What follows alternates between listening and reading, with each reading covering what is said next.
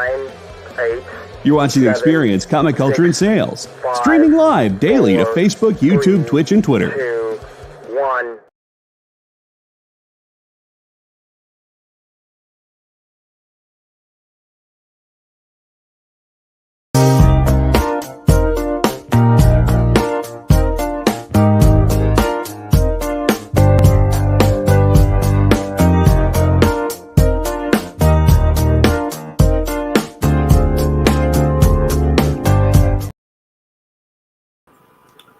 Hey everybody, thanks again for joining us on SketchUp. You're watching us on the Experience channel.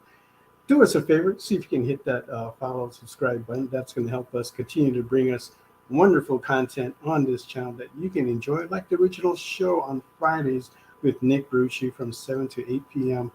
Eastern Standard Time. He's bringing you that show that features a lot of Silver Age, Bronze Age, sign books, sketchbooks, variant arts from all across the industry. Tonight, our special guest is Corissa Grant. She's running her 7th Kickstarter on Worthy Chaos, and we're going to find out more about that wonderful merch that she carries on there and why she's called the Queen of Merch. Our anchorman artist this evening is a familiar face, our good friend Ruban Rosas. We'll be checking in a little bit with him, see what he's got going on, and we'll also be reviewing our Kickstarter with Kurt Zauer called Ruxy the Vampire. That started this past Tuesday. So we'll touch on a little bit on that. And yes, we've got more free art. Don't forget to enter #EXP SketchUp to qualify for the free merchandise at the end of the show. And we've got more art that you can bid on from Mog and Ruban. So don't go away. All that happening tonight. We'll be right back.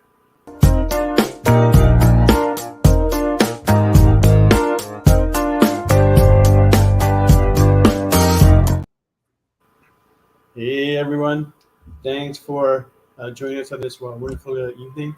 Is it Don? Yes, we got a dropped-in guest, Mr. Don Wynn. Thank you for coming on board, Don. Hey, thanks for having me. I didn't realize, because I was originally slated to be on tonight, so if I don't need to be here, I don't have to be here. It's up to you, but we're happy to have you on here. If you want to stay on and draw and put in for the auction or put up one item for claim, you can do that. Okay. That's perfectly fine with us. I'll appreciate that. Yeah, I'm actually, the image that is on my screen currently is a project that I'm working on for Yale University, actually, and I'm on a deadline, so if I could peace out in a little bit, that'd be cool, but I'd love to hang out with you guys and chat for a little bit and see what you guys got going on. Yeah, all right, that's fine. I mean, yeah, definitely, we can watch you draw and see how you work that panel, so that's kind of like interesting, okay? And Ruben, what are you drawing tonight? Be drawing Catwoman on this blank sketch cover. And what do you want to start that out with? We started off at 75. 75, okay. And Margie is going to be drawing Invisible Woman on what size sheet is that? Roughly 10 by 5.5. It's kind of a strange size. All right, so about a 6 by 10, almost a comic book size. Yeah. Opening bid on that is $100. So if you guys want to start off on that, you can do so by just typing that into the comments. We want to say hello to our regulars in the house. We've got Kenneth B, Stevie B, Steve Vendetta. Thank you all for coming and joining us on the show today, along with, let's see who's that, BB Haunted Basement. Hello there. Glad to have you here tonight. Definitely enjoy you guys. And we've got a few, what's that? Don, Steve is saying it won't be the same without you. Yeah, it never is, dude. Yeah. But we also have some free giveaways that we're going to be doing later, so don't forget to put in #EXP SketchUp. Carissa is going to be giving away 2 sets of her series Worthy Chaos Redemption, and she's giving away issues 1 to 4 on that. Wow. We'll give away 2 sets of that, one on the hour, and the second one when we're in the final segment. Okay. Now, Mog, what were we going to give away for you? I don't know, but the question for Steve is saying, am I going to draw this on a blank page. Yeah, it's Yeah, you're not going to be able to see Invisible Woman on that page, you know, because I she's see. invisible. That was Oh, my first thought. no, what he meant was a joke. Yeah, there's just going to be some faint lines, you know. Ah. But I can tell you this, right? You're not going to be able to see it, but it's going to be freaking awesome. Okay. I get it now. Okay. Okay, so and that's thunder that Mog drew colored last week, and you can claim that now for $100 if you want that. Tundra. Thundra. Just kidding.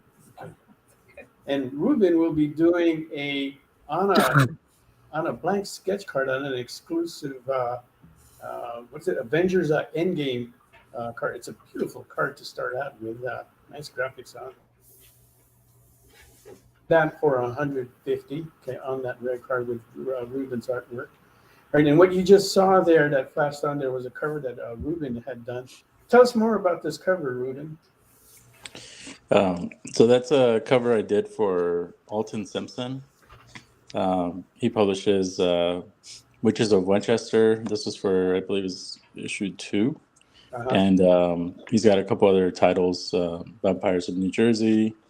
And so I've been doing some work for him since I met him. What was it, almost 2 years ago? One of the first shows after the pandemic. I traveled to Baltimore, and he was there because he lives in New Jersey. And ever since then, I've been doing a couple covers, and this one was the most recent one for his last Kickstarter, which just ended about a month and a half or 2 ago, and it's getting ready to be fulfilled. Oh, okay, so it's already gone through the Kickstarter phase? What's that? Is it gone through a Kickstarter?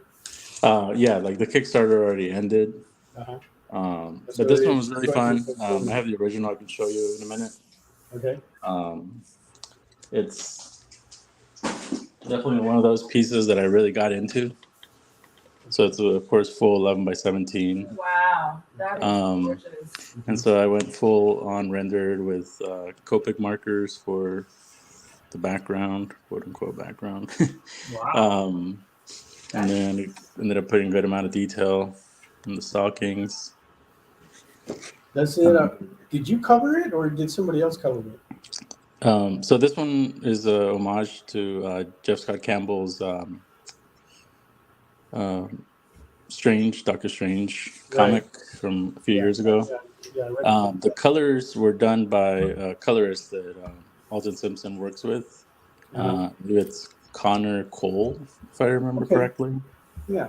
And yeah, he's been doing a great job. He colored this one, and then one before this, which was Libertine, and yeah, he complements my design art really well. So I'm waiting on my comps. I get excited whenever I get my comps because you can get to see the. I think we all do. Yeah, we've got some comps that we're waiting to get as well. It's always nice to get those and bring those to the show and go, yeah, I did this. Or on a show like this, just to show it off, and you get a little bit of the bragging rights on that. Yeah, but this was one of those pieces that really made me sit down for like hours and hours, and it's one of those that like I almost didn't want it to end. Like I could have kept going with details, and I definitely put a good amount of details and effort into it. But it was fun, and I really proud of how it turned out, I guess. Right, because compared to the other covers you've done that I've seen in the past, this has a lot more details than what you're used to putting in there. Yeah, every now and then I get a little carried away, I guess. And that was amazing. And so yeah, this one was definitely one of those like where there was a point where once I finally got going on the 11 by 17, and yeah, I just really went with it. Now, did it come and flow for you easily to figure out what to lay down on that page, or did you have to do a little bit of research on that? Well, I mean, honestly, it's kind of easier because it's homaged after J. Scott, so he already kind of did the thinking for it, getting the layout and the pose. But there definitely was a good amount of more thinking on my side, just kind of incorporating the stockings, changing it up enough to where it's not a direct copy. Adding details, just kind of one of the things that I don't know if Mog can relate to this, but one of the things that I don't like, and I don't know if it's the best term, um, sometimes about working on these covers is that we don't get a lot of details or story Yeah. elements. And so it's just like, I'd like to incorporate some of that into the piece, into the cover, versus just doing pinup. Like I can do pinup, that's fine. But it'd be nice to incorporate more elements of the story, whatever the story is going to be, especially when it's a new story. Um, But with this one, since it involved witches, I just kind of did some research, quick Google searches, honestly, on witches and sorcerers books, and um, for the background on the original, on the Jeff Scott Campbell cover, it's that window that Doctor Strange kind of has in his Right. home or whatever it Right. is. Right. Yeah. At the top of his building, he's got that nice big circular. Yeah, so Yeah. I wanted to, change it up, and so I just kind of again Google searched some um, fancy clocks, like the ones that they have in the towers in England or wherever, and then I also ended up looking up different typography or relics, and so I kind of made my own little symbols. Mm-hmm. They really don't mean anything; they're just made up It looks on the cool. spot, but it kind of gives it, I think, a little extra. Um, Yeah, that's and one of the things that we've talked about between Mog and I, especially when early on. Pinups are easy to do, and mhm, Mog does that a lot, but yeah, it really doesn't tell you much. And so we're looking for more when we have the opportunity. Which has the opportunity, we try to incorporate more elements in there so that we have more of a story that's going on. Because to me, when I look at the sales and I see look at the covers there, that's what a lot of people would like to see that are more interested in the story, and that's how we're going to be able to keep those repeat customers. But right now, it's just like a lot of pinups.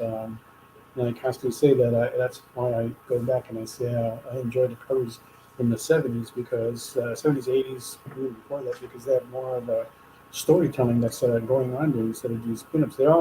It all looks the same to me whenever I go back into the comic book shops now. And yeah. I so, mean, that's what we kind of grew up with is, I mean, I some of it was before my time when I started collecting, but of course, I've seen the books where they'll even have the word bubbles saying little cheesy lines or the titles. how do you Um, feel about that, Carissa? Do you control your artists on what they put on their cover? Do you give them any kind of guidelines, or do you let them go totally 100% creative freedom? For variant artists, I just give them all the freedom they want. And for my artist, I tell him exactly what to do because he does not like to think about covers. hmm. So Yeah, my internal, it's yes, a Here's a tricky, question then. yeah. you know. I think we got some couple questions or concerns. I think it starts with Kenneth saying, "Are you going to shut my?" Do you see that one? Are you going to shut my free Print shot. print shot what I want in the giveaway?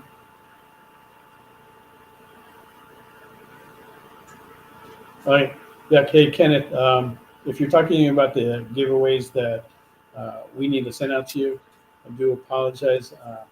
I have not sent those out, but I will do that this week. I tend to do them towards the end of the month, and this is the last week of the month, so you can expect that early, sometime next week, probably by like about um, what's that, Halloween? Yeah. So I'll be sending all that out along with everybody else. I have not sent anybody else's out yet. One of the things that we're going to review and why we have not sent that out is that we've been working on our own comic book Kickstarter with Kurt Zauer on a Ruxy the Vampire and we'll touch on that just a little bit. But that just launched this past Tuesday. It's up on Kickstarter right now. If you guys want to look at it and take a look at the artwork, like I said, we'll review a little bit on that right now. But right now, let's get back to Corissa, who has.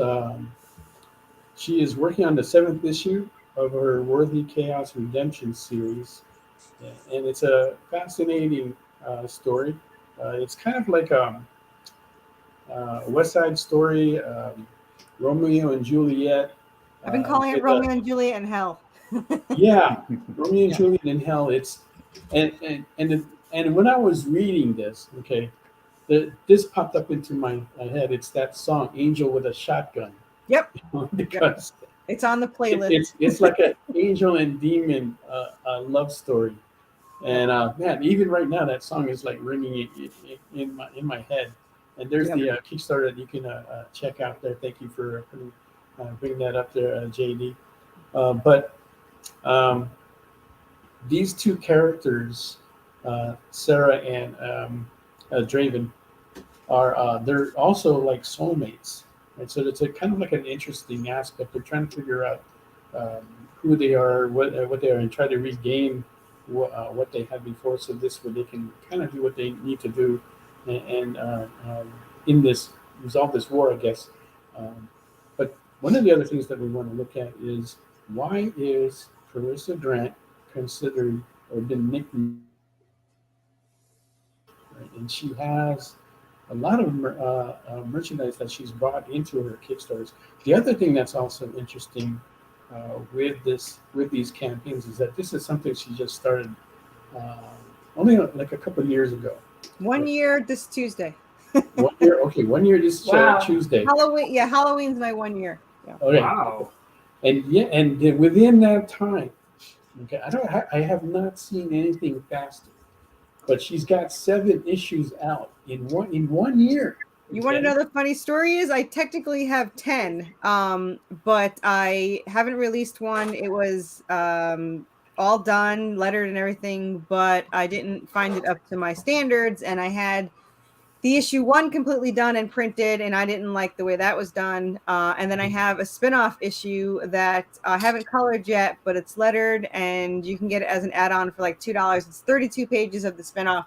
So technically I have 10, but yes, this series, not counting the original issue 1 of it, it is on issue 7. It is a 5-book series already written, so there's 45 issues already written to complete series 1.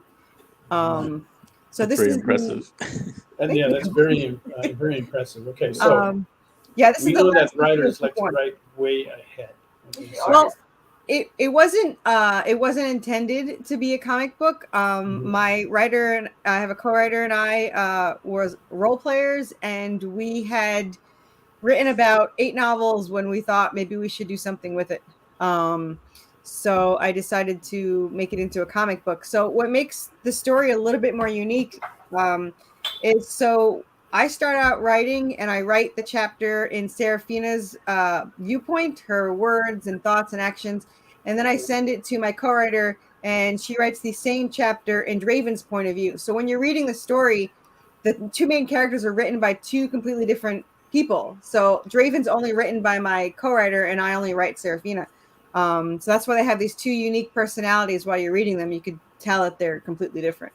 that's interesting. So this way you kind of like are able to keep it separate and be able to distinguish it, because you can tell that there's going to be a distinction in character, but in also how it's told from their perspective.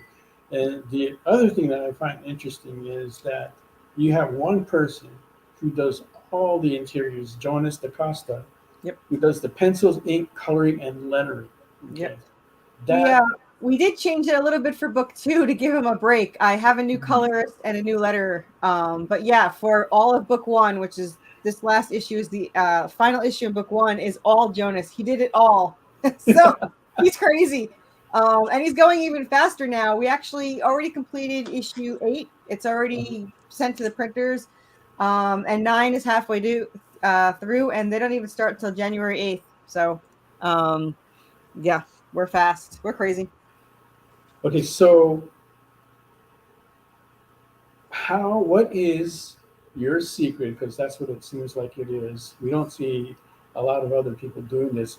How are you able to kick these off so quickly? Okay, because Um, I guess everybody else is taking like 6 months. Is it the waking up at 2 a.m. and staying up till 10? that does help. Yeah, it helps that it's already. I mean, we're still writing. There's over for these characters. There's over 100 issues written. There's 45 for this series. There's 40 to complete the spinoff, and then we have 2 series 2s already started and a prequel in the middle. So they're already written. So it's really all my artist, who's absolutely insane and does amazing work. And he's just an animal. This is his first paid. Well, now it's his 7th, but it's his first paid job is working for me. He actually quit his job to do this. And so I just said, keep going. And so I tell him he can take a break, and nope, he'll finish the last page on a Friday, upload it, and then Monday he's doing the cover and works on the next one. So there's no break. And now that he does not have the lettering, because he hated lettering and he hated coloring, now that he doesn't have that holding him back, he's like every month is a new issue. So Wow. Yeah. Okay, but I'm still trying to figure out like how you're able to manage it quickly, because there's some factors when you do a Kickstarter that you just can't get around. Okay, like what? when you get the funds. A lot of people will wait till they get. I don't wait till I get the funds. First, so this is issue 7 already printed, and this is the metal version. I don't start a Kickstarter till they're in hand. So generally, the only thing I don't order is the variants, because I don't know how many there'll be. So on the day of the Kickstarter, I order them expedited, so printed within 2 to 6 days.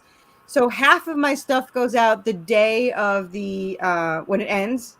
Last time I sent, I think 25 the day it ended, as soon as payments went through. And then 5 days later, when I got the rest, I sent the rest. So generally, people get it within 2 to 10 days after the Kickstarter ends. Wow. Okay, so you're not really concerned about it getting you funded.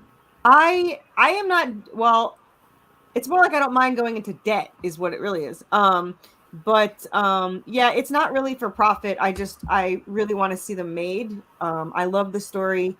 My main goal is to get it where it's where I break even at least, so it pays for itself. And the Kickstarter pretty much does that, except for merch, and that's me, because I buy a lot of merch. My first Kickstarter was my goal was 500, and I didn't even know that shows were a thing. And I got 900, mostly friends and family. My second Kickstarter was redone. Was that issue redone? So I had redone 1, 2, and 3, and that goal was 800, I think, and I think it completed at 2,800. And then since then, I usually get about 3,300 per issue. So. Okay. So, and you've been pretty consistent on that? I release every other month. Yeah. Okay. I already know all the dates for. So book 2 will start January 8th, and then February 27th, and then April something. I have them in my calendar, but yeah, I already know. And like I said, the next issue is already done, and the one after that's halfway done. So thank you. So it sounds to me like you're kind of going against the norm, and it's more like a passion project. Yeah. So you're just pushing it, and also I imagine it sounds like you have a great dependable team, because like to be able to consistently knock out that artwork, that's impressive. It's honestly, yeah, if it wasn't for the fact that it was already written and my artist is a machine, this would not be done. So Jonas DeCosta is phenomenal, and like I said, I created a monster, because now that he doesn't have to color or letter, I get like 6 pages a day. So yes, I could not do it without my team. He's Jack Kirby fortunately- reincarnated. Yeah, he's crazy. Yeah. I'm lucky that he loves the story. He gets very wrapped up in it. And we used to fight on the first issue we worked together because I thought I give an artist a script and then they follow it. Jonas does not. He does his own thing and we butt heads. And then I realized that he knew better than I did.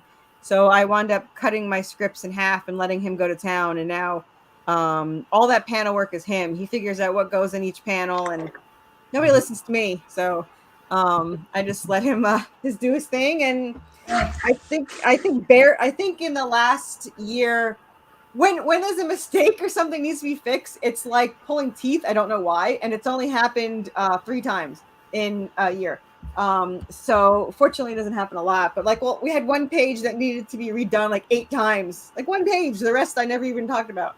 So it's really weird, but generally he just does his thing. I'm very lucky that he just does whatever the hell he wants. So Well, to the point we were talking about earlier, from an artist standpoint, I kind of like both aspects of like either getting creative freedom, but it's also, again, it's nice having at least the information in terms of like the story to try to incorporate that. And every now and then it's nice to also get like an actual idea of what the publisher wants on the cover, because then I can just focus on that specifically as opposed to trying to come up with my own. Yeah, I mean, I've always asked artists if they need, an outline, and so far they're all, except for my artist, they like to do their own thing. When it comes to script, I give him 4 panels, and then he does whatever the hell he wants. So as long as the info on those 4 panels are somewhere on the page, it usually works out fine.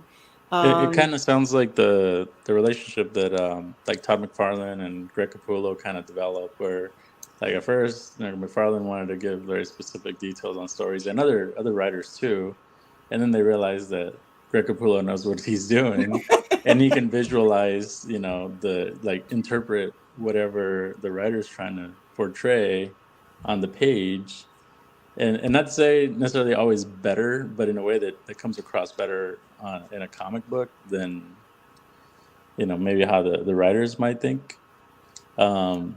So I can kind of understand that because he's interpreting it, and ultimately, yeah, I mean, you're probably going to get something different from different artists than what you are imagining, because like it's 2 separate minds trying to interpret the same idea.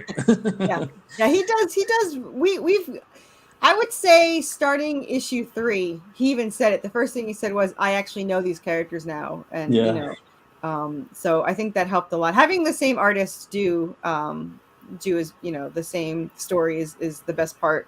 I don't know if he says he'll stick around for all 45 issues. I don't know. He actually got upset when I said, I wish you could do the spinoff. And he's like, well, why can't I? I was like, because you got 45 issues and we're still writing series 2. So by the time you finish, in the next 6 years, you're going to have to do the series 2. And he's like, oh. I was like, plus there's a prequel. So he might do the spinoff for all I know. I don't know. We're super picky. It took me months to find him. I paid thousands of dollars to artists trying to find somebody that would do the characters that were in my head. And he did it off the bat. So he sent in a free page. And in 24 hours he had, well, what happened was I was so sick of spending so much money on artists that I posted a chapter and I said, if anyone wants to do a free page, I'll pay you for it if I take it, and then you'll have a job for 45 issues. And 5 people were doing it. And he came and said, are you still taking submissions? And I said, well, here's your choice. You can either do one for free and I'll look at it first, or you wait till these 5 are done. If I don't pick one, I'll pay you for a page. And he said, I'll do a free one. So in 24 hours, he had it penciled, inked, colored, lettered, and the characters looked exactly how I wanted them to look. So I paid off the other people and hired him, and now there he is. It's just a machine. Yeah. That's one of the things that it's always going to vary whenever an artist and writer get together. How that relationship is going to be is not the same. Right? So it becomes a matter of trying to work out exactly how much control each one has, or how much, mainly is how much control is the editor going to allow the artist and what they can put up with. Some have, they just gave too much. I've seen scripts where there's like one message on there on the page, and it's up to the artist to come up with the panels and exactly what's going on in there to support that main information that the editor and that the writer wants to get through. And then some are very specific, that'll tell you the number of panels, what's in each panel, and some of them get really wordy and really heavy when they're going into like 7 panels or more. I don't believe it should go over 5, but for in most of the pages. But that's not my call. That's theirs. It's their own creative project, and I believe that's what you want to do. You're just, as an artist, you're like a hired hand. But of course, you do have some say as an artist to try and at least suggest what you think might be better storytelling, a better way of portraying that, laying out that page, and so forth. But it's still the editor's choice to make that final decision. Before we go on break, hey Don, and I know Don, you're going to be leaving soon, but what is it that you're working on? You're muted. I don't think he knows he's muted. Okay. It's sound too. We can't hear you. There you go. Can you hear me now? Yeah. Okay, sorry about that. I had my thing on mute. Anyways, I am working with Sequential Potential. It's a company that has partnered with researchers who want to tell lay people, essentially, and other researchers in easy to understand terms the projects that they're working on. So I was lucky enough to work with Tulane University a little while back, and currently I am doing a project with a researcher from Yale. And that is what the page I'm working on is right now. Speaking of client project, this one is, let me see if I can pull this one back so you guys can see how many panels this is. This one is 11 panels. Now, are those pages you're working on, or is there a lot of them that are over 5? What's that? Are most of them that high in number of panels, or? Yeah, the ones I've all done, they've all been written out like 10 to 12 panels. For Tulane, I actually edited them down myself a little bit, and I gave them feedback on how to tell the story a little bit better, and so they were able to take that. But for this one, for example, the client is really specific about what they want, so we're sticking to it, and I'm trying to tell the story as best as I can using what they want. And I think I did a good job. Where can we find you, Don? If somebody wants to contact you or whatever, where can we find you? I think my name should be down there.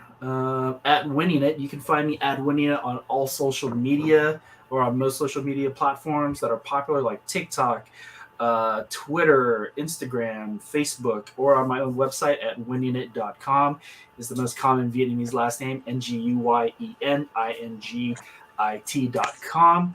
And I'll also be at a bunch of conventions with you guys. I will be at Fan Expo San Francisco, November 24th through the 26th, Thanksgiving weekend. I'll also be a special guest at Whittier Comic Fest coming up November the 18th before that, and at LA Comic-Con, which is December 1st to the 3rd. So we're going to be hanging out quite a bit. All right, okay. All right, and hey, just a quick note to Mr. Kenneth Bird there. He wants to get his viewers. Again, I do apologize for that. But what I'm going to do is I will pack that tonight. I will have the tracking number, and I will send that to you via email. So you should get that message from me tonight. It'll be done by midnight my time. And so you will have that. And Creative Keep, I needed to get in contact with you, so if you can fill up that magic form that JD will bring up in a moment, and if I can get that information from you. And on that note right there, we're going to take a break right now, and then we'll be right back with Corissa Grant, Ruban Rosas, And maybe Don Winnick will still be here. We'll see. All right, so don't go away. We'll be right back. Join the party. Head over to our link tree to find all the links for everywhere the experience is all the time.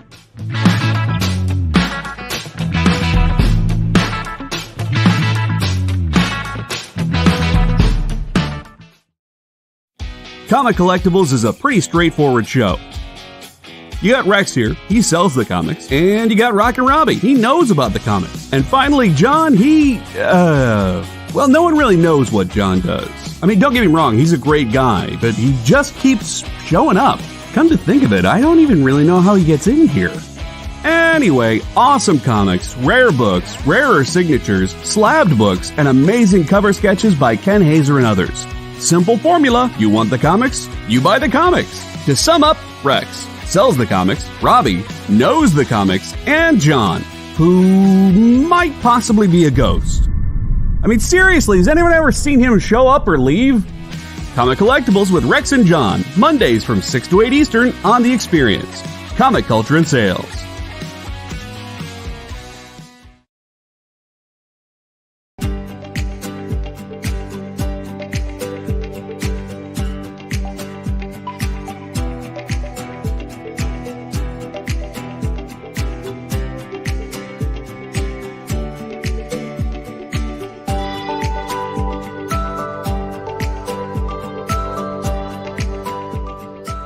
There's something for every imagination at your local comic shop. Visit comicshoplocator.com to find a store near you. According to a statistic that I just made up, people spend 4 hours a day changing the television channel. People who watch The Experience don't do that. Save yourself a ton of time by tuning into The Experience and enjoying our new original programming 7 days a week. And then tell your friends. Think about the money they could save on batteries in the remote alone just by tuning into The Experience. Find out more by scanning the QR code below. You just finished the last episode of your favorite new show, and you just have to talk about it. But all your friends are ghosting you because of that incident last week at the buffet. Oh, you know the one. What you did to that chowder. Ugh. Keeps me up at night. So what do? Join writer Dan Wickline as he breaks down all your favorite pop culture media. Whether it's a review of the latest nerdy TV show or a dive back into the history of your favorite comic characters, Dan's ready to discuss all the hottest topics live. Join the conversation as Dan live streams Tuesday through Thursday at 5 Eastern, 2 Pacific on Twitch, Twitter, YouTube, and Facebook. The Dan Wickline Show on The Experience, Comic Culture and Sales.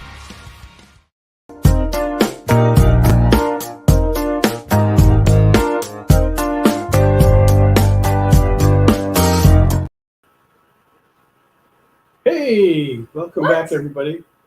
Carissa. And okay, we got Carissa. Did Don and Carissa leave? Well, Don said he was going to leave, so Yeah. he's got that project that he needs to finish on. He's on a deadline, just like you are as well. Carissa, aren't you like 1 hour ahead of us? I'm 3 hours ahead. Oh, you're East Coast. Yep. Yeah. Okay. All right. Thank you for that, JD. There's that form out there, Creative Keep, if you can fill that up for me. Thank you.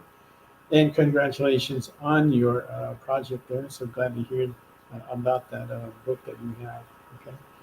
And now let's take a look at what you guys have so far that you're working on auction. It's invisible.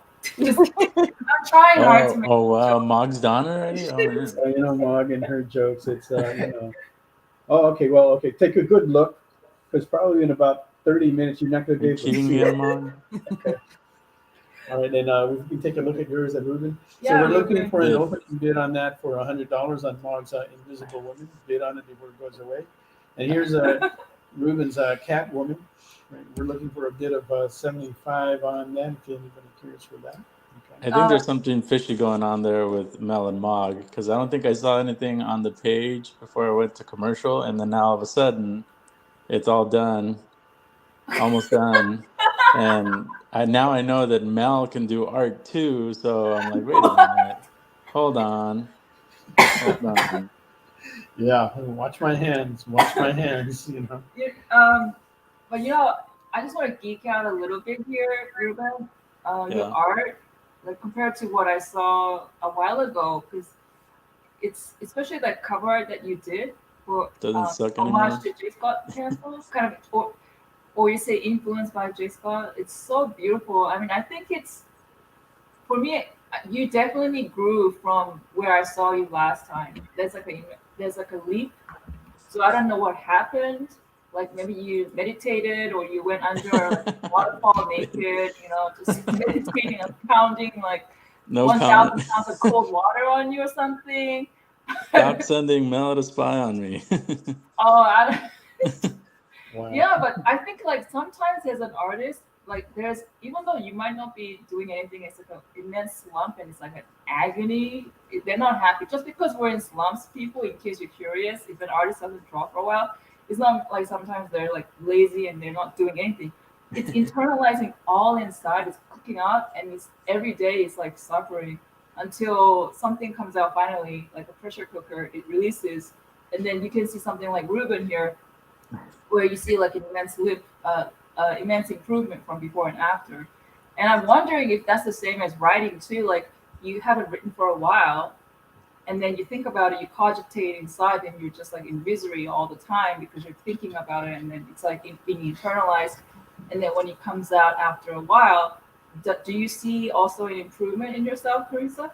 I'm gonna take a break because I gotta go cry now. Oh, so Um, you're gonna go and improve more. I'm Yeah. feeling kind of miserable. Yeah. I started writing as a role player like 17 years ago, and I started as I'm dyslexic, so I started as a one-liner. So for my first 2 years of role playing, I could only write one line at a time, and then 2 years after that, I did para, which is like 200 words. Now I could sit down and do 6,000 words in one sitting. So I think I've improved a little. Oh. But that's another funny thing. Like if you are dyslexia, um, isn't it where the desire is you want to create something where it's easy to read for everybody, the mass, instead of like total prose and verbiage vomit, where it's like all in all, like everything is tons and tons of word. So do you want when you create your comic, do you throw in a lot of prose, or do you just feel like I want it to be just readable enough that people can actually read the story and look at the art and enjoy it as a comic media? I write very simplistic. And so it converted so perfectly for comics because it Exactly. literally tells you what to do, where they go, what they say. So yeah, it is. It's a lot more simple. I always say like I don't like to call myself a writer. I like to call myself a storyteller because I like to tell the story. But I don't think I'm a very good writer. So it worked out so perfectly with comics. Like I said, it wasn't intentional when I wrote them, but as soon as I started putting them together, I realized how well the writing went as a comic book. So yeah, I Yeah, That's a like. great way to think about it. I might have to yeah, remember that in case I ever want to do exactly. something. Yeah. It's like you found a workaround, Yeah. and then yeah. I wonder also, like, are you a really great listener? I don't know if people tell you that you're good at listening, you have good memory recall, audio wise. Yeah, I've been told I'm a very good listener, and I don't know why, but instantly trustworthy, which I am, but I'm like, how do you know? So, but yeah, people in line that I don't know will tell me their whole life story. I don't know why, but like at grocery stores, they'll just start talking and tell me everything. I've had new clients, tell me how much they trust me off the bat, and it's a great trait. I don't know why. I'm glad it does. But yeah, a lot of people come to me to vent too. They like to vent, and because I can sit there as they yell and not get offended by it, so it works out really well. Was that a jab at Mel, Mog? No. No, That no. is. It's just that I'm curious. The reason why is I have a couple of like the few dyslexic people I met in my life. I think it's because the reading was difficult for them, so they have to hone in another skill, which is basically their audio, and their audio recall is amazing.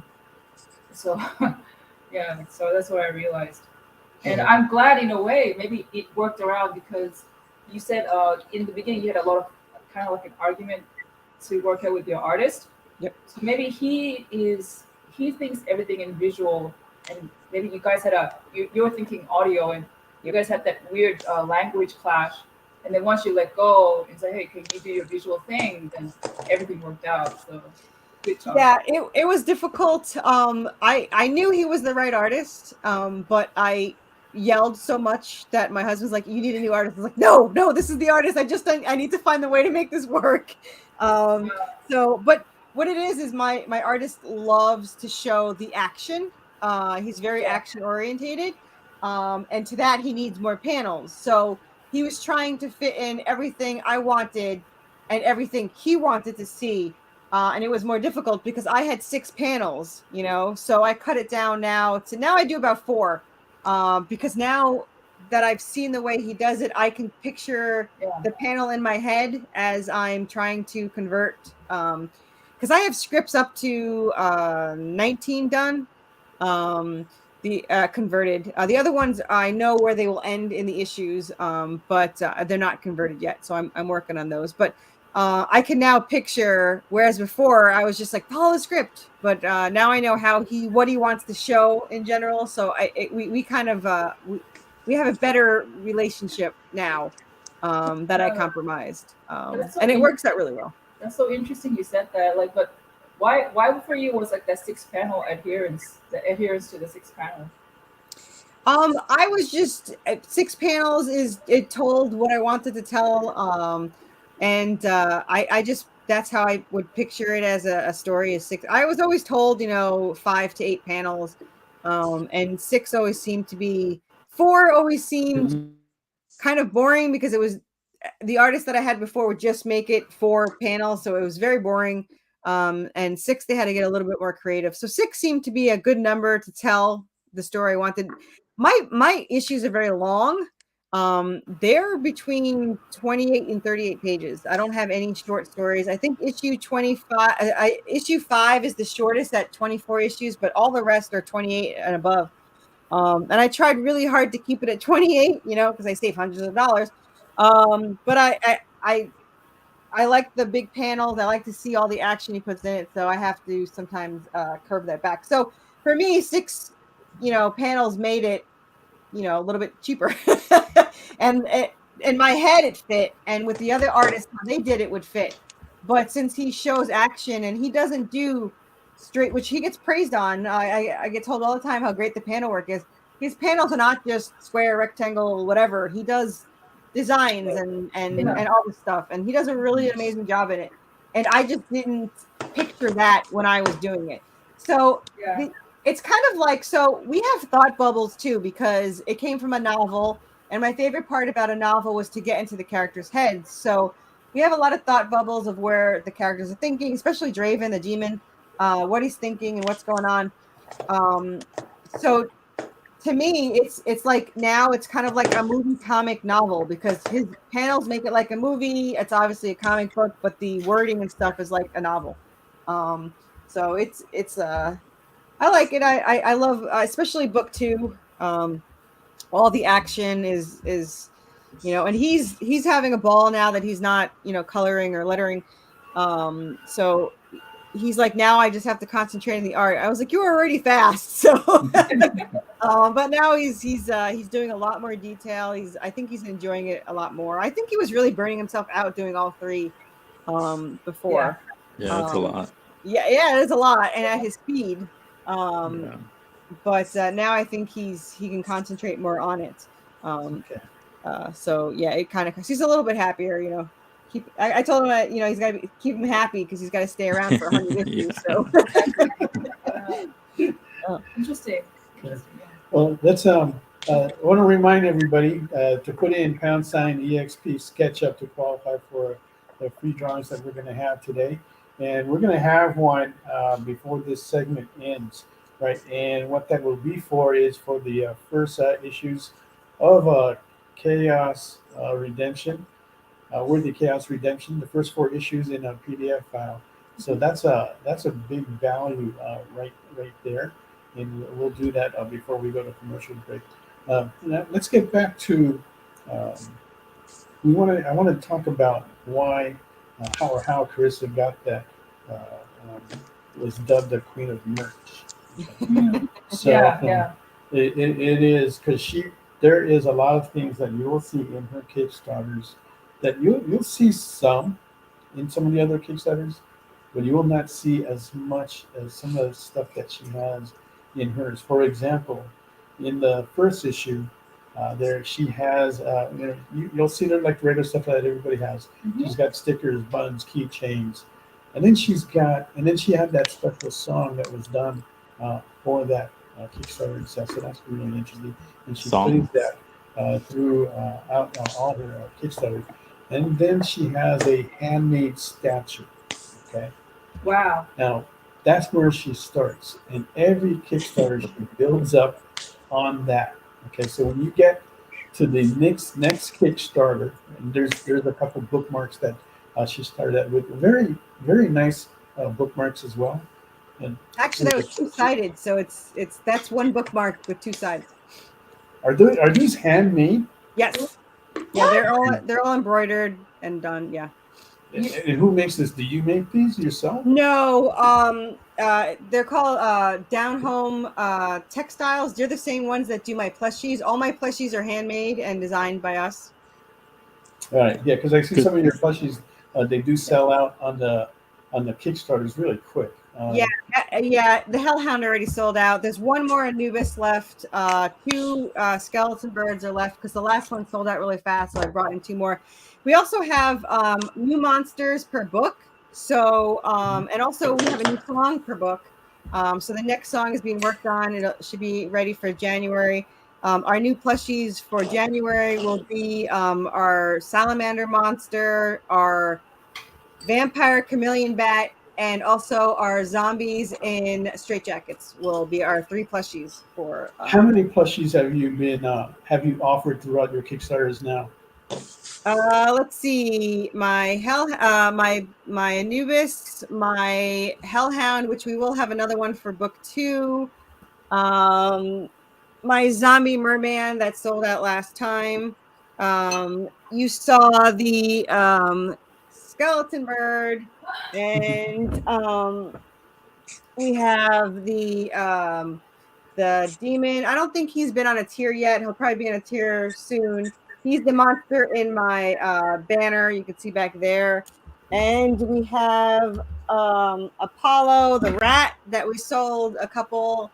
He'll probably be back soon. And that was the first one you did, wasn't it? Yes. That was your Yes. very first plushie then.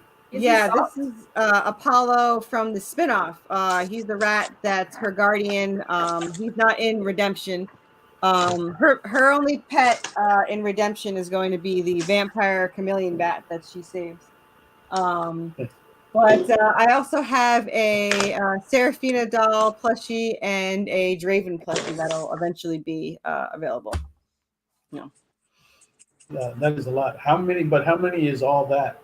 Yeah, like what is the texture of each one? Because it seems like they're very soft, but they're like solid. Like most of them will stand up. I know the especially I have stands for them, but the skeleton bird will stand up on his own. So some of them stand up on his own. The plushies. I don't know. I have at least, let's see, 1, 2, 3, 4, 5, 6, 7, 8. So 12 so far. Yeah. Unprecedented. Okay, you don't see that many. And I think I've had. So right now, my handmade zombie merman sold out. I have an Anubis left. The 2 other Anubises sold out. So we have 1 Anubis left. We have a bust left. And for the next Kickstarter, I have 2 Hellhounds that I just got the pictures for today, and they're actually on my Facebook because I have people debating which they like better, the cute version or the angry version. And it's really funny because Twitter likes the angry one more, and Facebook loves the cute one more. So I don't know. So I bought them both. I do that to make people fight. But Okay, well, not only do you have plushies, okay, you also offer pillowcases.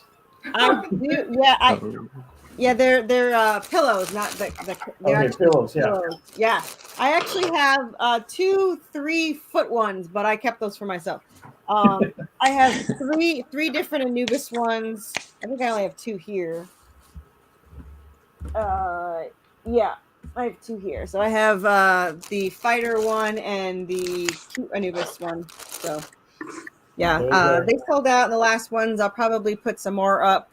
What you see on my Kickstarter is like 40% of what I have. I just have to spread them out.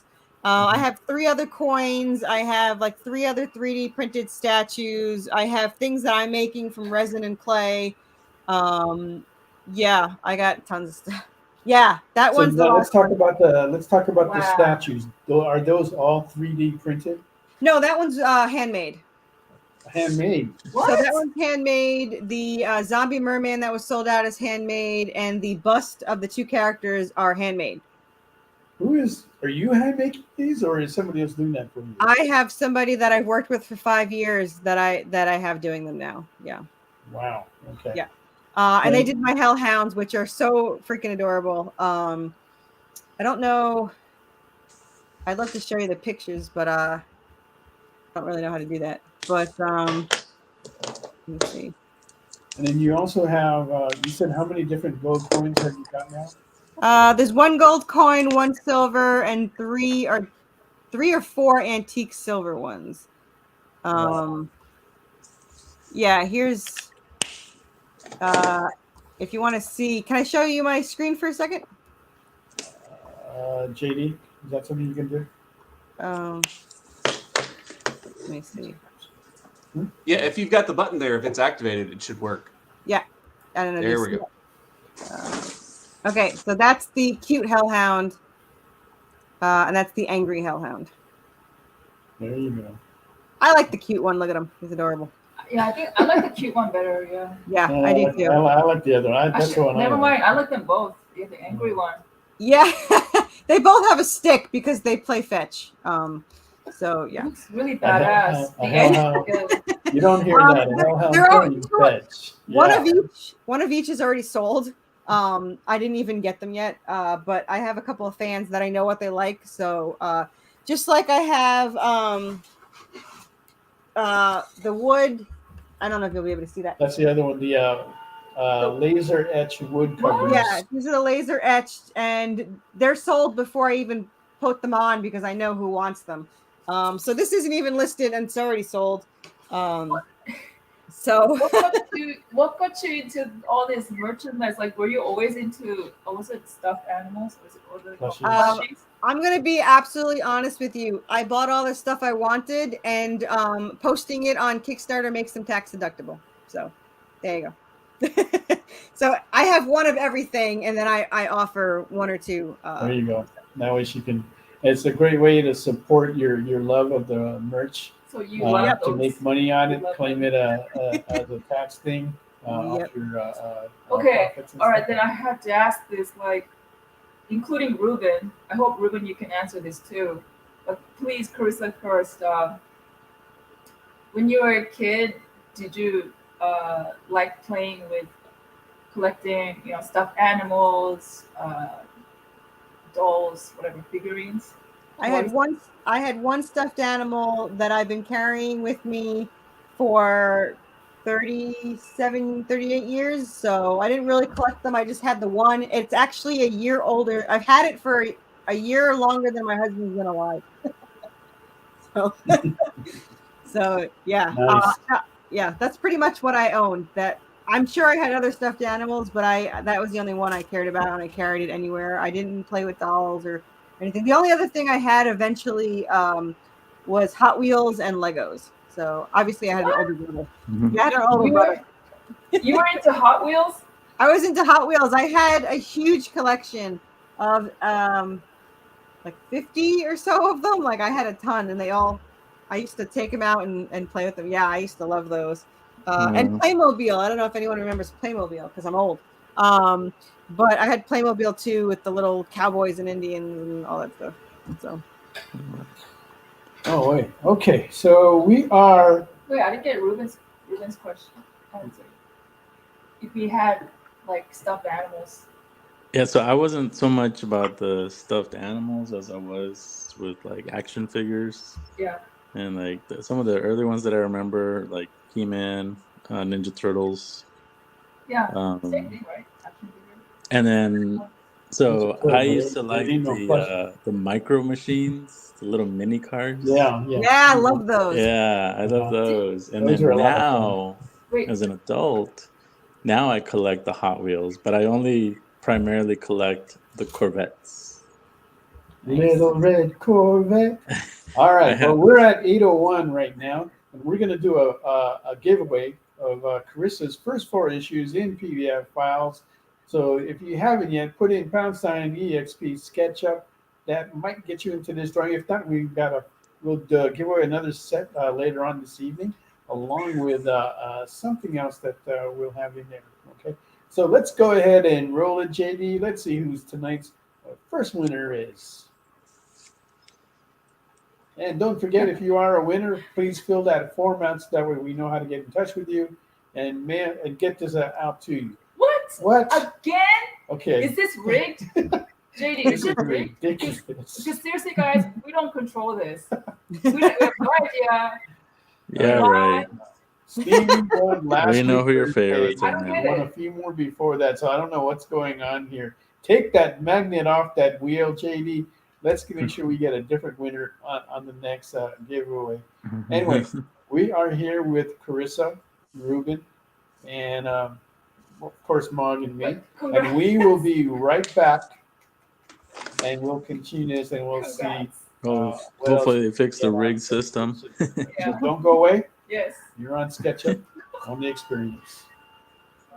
Why was Princess Zelda sad after watching a bunch of YouTube videos? She couldn't find a link in the description. We'll stop if you subscribe to our YouTube channel. It's super easy. Click subscribe and click the bell when you do. And thanks for supporting the EXP.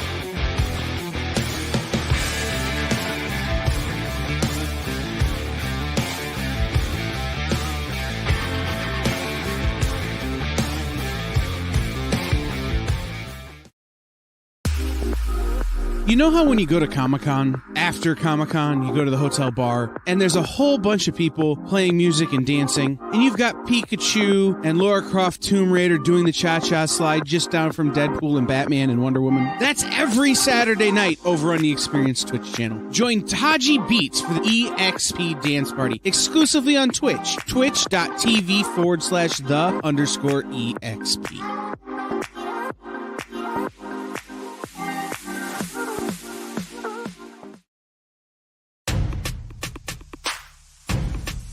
Go follow the Experience on TikTok at @the_EXP1 or scan the QR code on the screen. Our TikTok is like everywhere else we are, except you only have to deal with us for a minute. Seems like a win-win to me.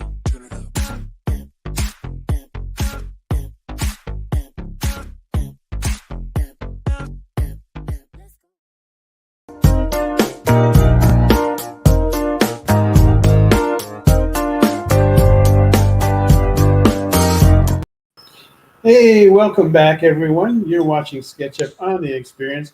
When you get a chance, hit that follow button. Help us increase our viewership here so that way we can continue to bring you this wonderful content about the comics and what's going on here.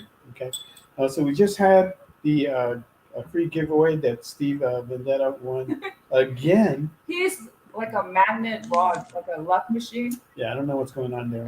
Somehow we're You gonna need have to fix that. go to the lottery or something, Steve. Yeah, you've been like winning like this whole month. This is okay? a universe is sending you a sign. Like this is the only chance you're gonna get while it's hot. Yeah. Like strike. I'll be sending that PDF files to you later this evening, and I will be getting in touch with everybody that has something from us or that we need to send out. That were like the free giveaways. Yeah. So I'll let you guys know what the tracking number is and all that by tomorrow night, except for Kenneth Bird. I'll let him know what that is by midnight tonight. Yes. All right.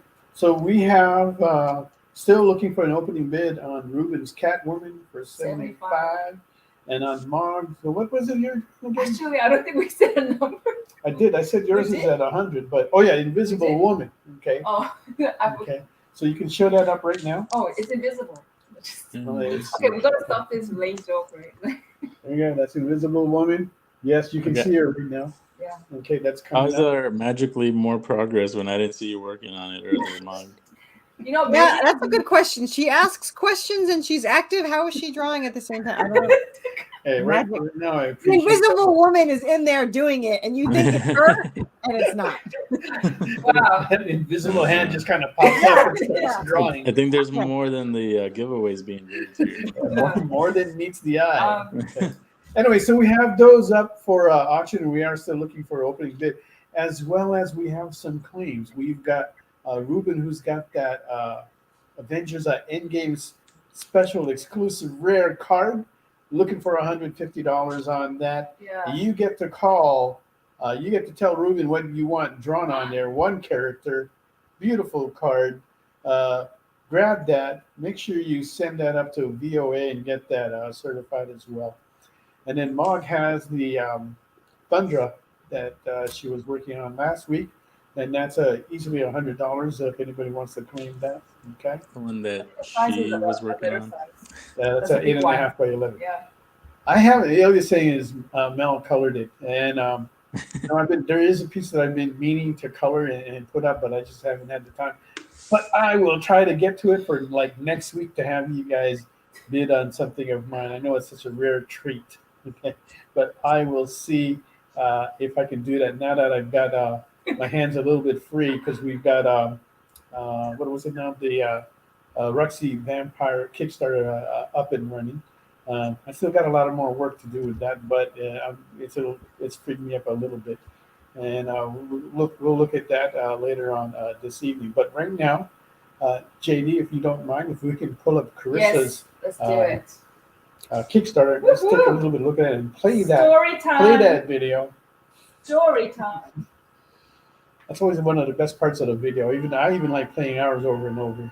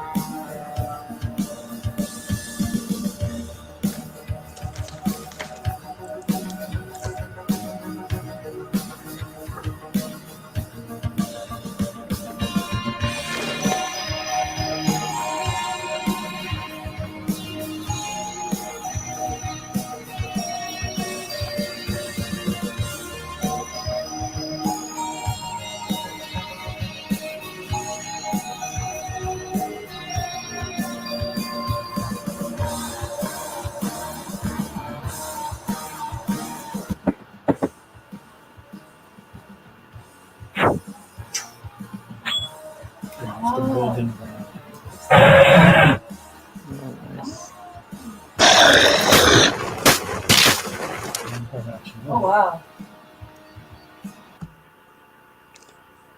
Well, that last one looked pretty cool. Yeah. The vampires jumping all around in there. It's And not. a nice little animation. It's Yeah. like a romance. It looks like a romance, but actually it's more action. Yeah, the underlining core is that it's a love story because it's them trying to keep themselves alive, each other alive, but it's not mushy in any way. It's more action packed and Yeah. And all that stuff. Very action. Yeah. Oh yeah. even- It's definitely action packed. I actually got yelled at on my last show. He didn't like how fast paced it was. I was like, I don't know what to tell you. It's chaotic. He's like, yeah, but it's really fast paced. I'm like, yeah, it's chaotic. I know. So yeah. It almost tricks you saying, "Oh, this is like it's going to be feminine," but it's all just masculine. I mean it in a symbolic way, Yeah. but it's just very action. Yeah. It's just non-stop like obstacles overcoming. It almost reminds me that famous book where it's a couple, the Magic series. I think by Ilona Andrews. Do you know?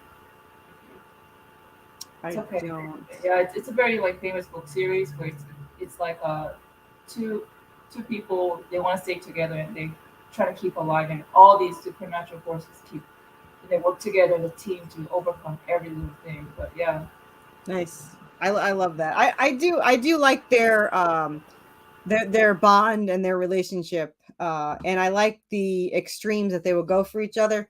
Especially in book 2 where they have to they're fighting in everything that's thrown at them. I mean, so in book 2, I leveled up, the covers that I did. I have the artist, Jeremy, that did the internal art for Resident Evil. I have in issue 2, I have the internal artist for Buffy the Vampire Slayer comic, Carl Moline. And for issue 3, I have Kevin Sharp that did Army of Darkness interior art comic book. So I'm trying to get all of my favorites to do to do covers. I still need Supernatural, and I still want the Silent Hill, but yeah, so much happens. And one of the artists, Carl Moline, asked me what happens in issue that he's going to do, so he could pick a cover, and I said they fight a ghost couple in the beginning. They fight giant salamanders. Then they have to beat a man-eating Venus flytrap, and then it ends with her in a towel fighting zombies. And he's like, "Is that the book or the issue?" I'm like, "That's just the issue." So there was a lot that happens in there, but they do still have time. They do, get together and talk and bond at the same time. But yeah, it's mostly action packed. Yeah. I think it's amazing. I think it's amazing. I mean, I can see your love of like lots of action, like punching and violence. Yeah, I see you now. Yeah. Yeah. When I first started this, I was on Twitter, and I didn't want to tell anyone I was a female because I didn't know if they would take a horror as seriously from a female perspective. Because I didn't want them to think it was mushy or romantic or whatever. And a couple of months in, there was I don't know if you know Lori Carcatella, which does Path of the Pale Rider, and I was like, oh, she does horror, so she kind of got me out of my shell and got me on shows, so that I had obviously tell people I was a girl. I think there's actually a lot of women that write horror out there. no problem. Yeah. I don't see that stigmatism, but I think for a man, like if they want to do a total like romance, like a shoujo type of romance, I think I can see they might want to change the name to like instead of David, they'll say Danielle. But I haven't seen that either. Okay, like Melanie. Yes, Melanie. Yeah, but see, if I did that, I would never do that either. Okay, so I wanted to say like Matt Hawkins, right, the CEO for Top Cow. That's exactly what he writes. All right, he writes risky adult female love stories. Okay, so that makes sense. And he's been doing it for the last few years now. and he's had quite a bit of success on those books that he's writing, and he's still continuing to do it. Okay? I was actually surprised how many guys were into the relationship, because I had one guy like, "Are they going to ever kiss?" I'm like, "Yeah, they Really? once." I don't know. No, well, I've never seen one. Never. I'm not. I've seen it, and I'm not surprised by it. Just like I am. You're not it, but yeah. I'm not talking about myself. Just like I'm not surprised about how many women I see picking up like more adult books, right, where they're almost like porn books. Okay, there's a lot of women that are into that, as Ruben can attest as well. What? Because Hold he's on here. a minute. Come on, Ruben, you got to support me, man, on this. No, that's not what you're talking about. Oh, He knows yeah. exactly what No, I'm he talking doesn't. about. He's not, yeah. All right. Because Ruben has the same people buying stuff, his books, just like we see, like some of yours. You don't really delve too much into it. Yeah, no, the buyers aren't shy. Like the people that like what they like, they're Yeah. openly supportive of things. But I mean, I can name names, and some of you guys will know who these women are, and they buy those books. They don't look at it like how. Yeah, they're proud to promote stuff and like support it.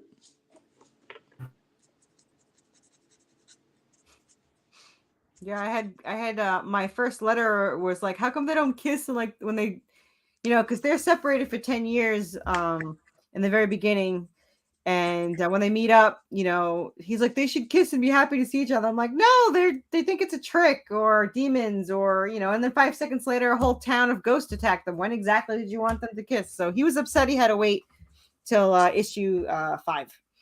And we lost our hope. Yeah. Apparently. Oh, I think they might be back. Okay, there we go. JD, some of that of what you say is right. Men are only allowed to enjoy romance when it's surrounded by blood and guns. Well, then they'd like my You story. liked it. You liked it. Okay, Mog, when I say these things, right, I'm not. Don't point it at that. It's okay. I'm reading it from the comments. Okay, so I'm not making that statement. So hold on a minute. Like you guys were just away for like a minute or two. Are you gonna tell me that Invisible Woman is done now? My hands are up here. Okay, these are my hands. I am not touching that. Like technical difficulties, yeah, sure. Here's my hand. Okay, but Carissa, back to your, I think your main character name is Dave. Draven, Seraphina, and Draven.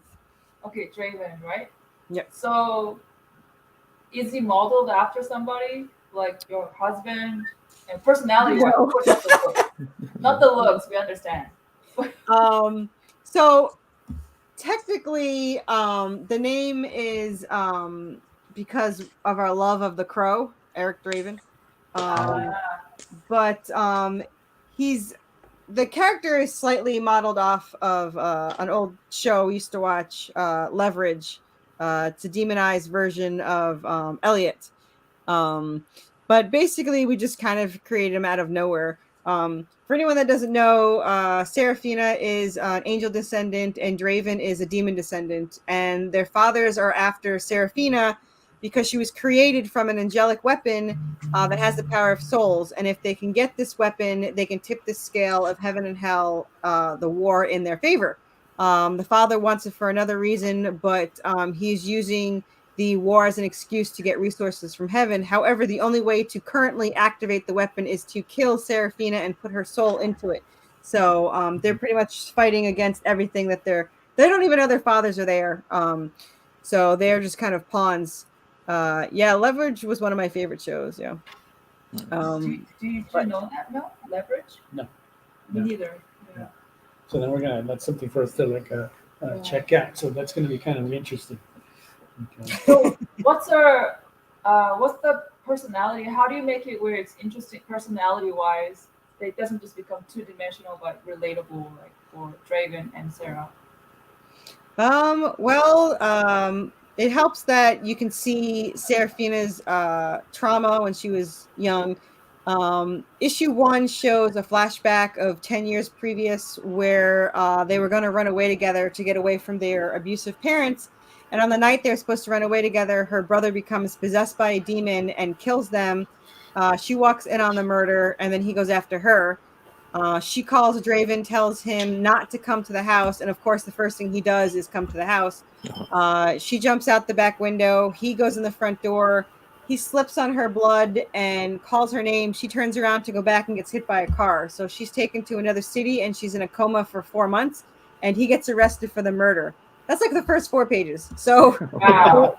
they're separated for the 10 years, and during those 10 years, she trains as a supernatural hunter to get revenge on her brother for taking away Draven, or she thought. And Draven became an assassin because without her around, he really has, no heart or anything. So he just became a cold-blooded killer. So she's more lively than he is, but you can kind of see him come out of his shell. Like to everyone else, he's kind of a jerk, but to Seraph, like he can literally turn around to Seraphina and say, "I'll be with you in a minute, beautiful," and then turn around and beat someone to death. Like he doesn't really have that line of, he doesn't care about anything. Yes, Tim Hutton was in the Leverage, yeah. That sounds amazing. I wish my man was like that. It's kind of funny because my husband used to joke around and say, I'd kill that guy for you, if he's, being protective. And there was this really, really, and I'll never forget this. We were like on, I don't know, a couple of months into dating. There was this huge giant guy that obviously was fine. Like he didn't do anything, but he was a huge guy and he looked really mean. And my husband turns to me and he goes, "I'd be killed by that guy for you." So he knows his limits, but he was always protective too. And I like the protective type. The only problem with Seraphina and Draven is they both want to protect the other one. And in the beginning, Seraphina, they've been apart for so long. Seraphina doesn't know how to rely on anyone else. So she kind of jumps into the fray on her own, and Draven hates it. He's just like, "Stop putting yourself in danger because of me," So you can kind of see there is an incident in book 2 where I don't know if anyone else will notice it, but you can see she kind of lets him have more. She lets him go into the room first, in other words, because she used to rush in and get, chase the monsters or fight whatever. So she lets him go once in a while, or she'll rely on him a little bit more. So she starts to realize she can rely on him, but she's always the badass character that wants to jump in and do whatever. So a lot of times they're both self-sacrificing for the other person, which just winds up frustrating the other person. And another thing we have in each issue, every issue has an Easter egg from a horror, game, urban legend, or movie. And when the hardcover comes out, whoever finds all of the Easter eggs first and posts it first gets one of our 3D Anubis statues for free. Nice. So yeah, so one or two of the one Easter egg is very difficult. I don't know if anyone will get it, but I've given it away on a couple of shows, but I'm not sure who will find it and who won't, but we'll see. But yeah. Okay. I want to talk about like one other thing here. Okay. Off your Kickstarter. Okay. Because you made, to me, it seemed like you made a big change when you picked up Ken Hunt, Ken Samau, and some other artists, right? Because that kind of increased the art that you're putting out there. And there was also a big jump between those Kickstarters that allowed you to get about a 30% increase, which you've been able to maintain since then. Was there a reason you made that change? Ken Hunt, I'm not even sure where I saw him on Facebook, and I randomly asked him to do a character for me. And if for anyone that doesn't know, Ken Hunt worked on DC for about a decade. He worked on Batman and Harley Quinn and Superman. And he drew the most amazing Anubis cover that everyone loved. And it's actually, for him, I've looked at all of his past posts of all the art, and all of them were between 100 and 300 likes. And the Anubis one they drew for us got over 600 like right away. And I got over 600 just on my Twitter. So it's a very popular cover. it was colored by the current interior colorist for Lady Death Universe, which is CC Dela Cruz. CC Dela Cruz, yeah. Yeah, they both also did my cover for the hardcover, which is looks phenomenal. But nothing as yet has beat that Anubis. We have the original art. I actually gave it to my co-writer because she was just in love with it. Yeah. So yeah, that was a big boost. Also, I started doing way more shows. I think I went from doing 1 or 2 to doing between 20 and 42 per campaign. What? Yeah. What kind of shows are you talking about? Like podcast shows? Like this? Yeah. Yeah. Okay. And I mean, I would message, I think I messaged you guys too. I messaged everyone I can find on YouTube, Facebook, Twitter, anything I could. And like 30% would write back. But to this, as of now, I had 14 people that's the cover. I had 14 people forget me this month. So I was supposed to have 35 shows, but then you added me, so maybe it kind of evened out. But I think as of today, I've done 133 podcasts. So how much of a impact or factor do you think that was for you in your campaign? I think that was basically everything. I don't like cons, and I have 5,000 followers on Facebook and 5,000 on Twitter, but with the algorithm, the same 20 people see it.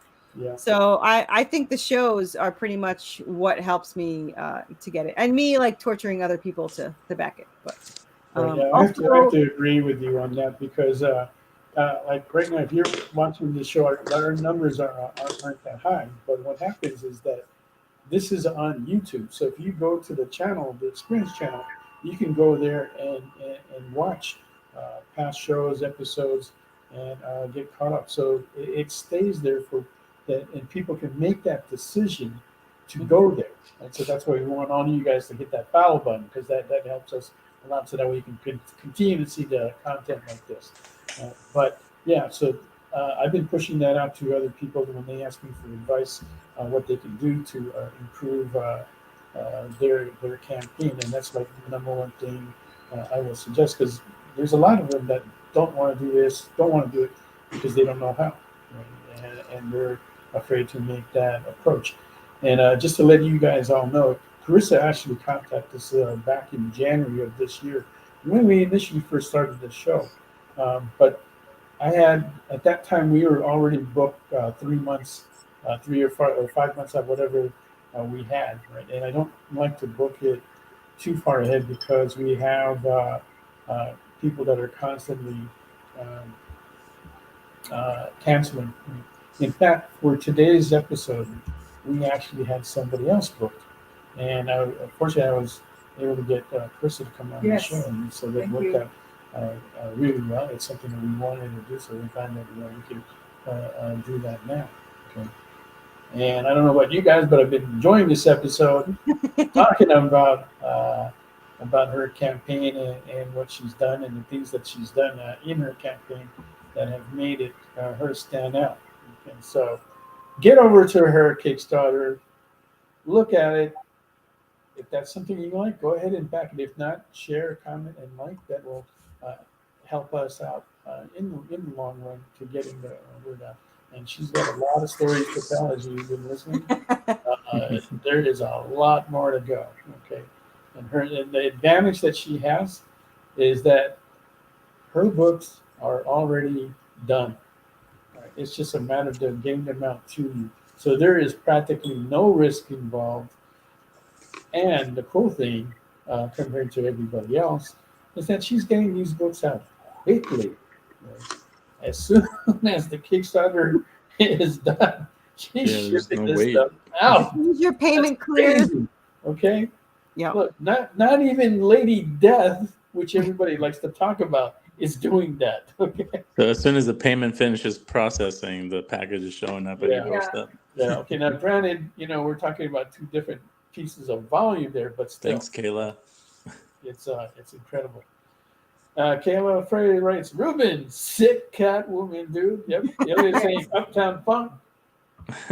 This hit, that ice cold. Michelle Pfeiffer, that white gold. Yeah. Kayla's at least my top number 2 fan. There you go.